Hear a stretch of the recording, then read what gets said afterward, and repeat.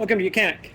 Today we have a 2016 Mercedes Metris, and on this vehicle I'm going to show you where and how you add windshield washer fluid on this vehicle.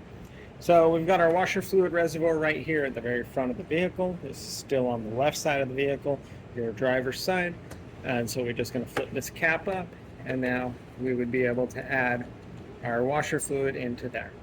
Now if this is fairly empty, it's going to take about the whole quart, a little more, a little less, and you can use whatever brand you like to use. Just make sure that it is washer fluid and not engine coolant, because that will not work on your windshield. Go. So that's topped up. Like I said, if it does need to be completely filled up, it will take pretty much a whole gallon most of the time.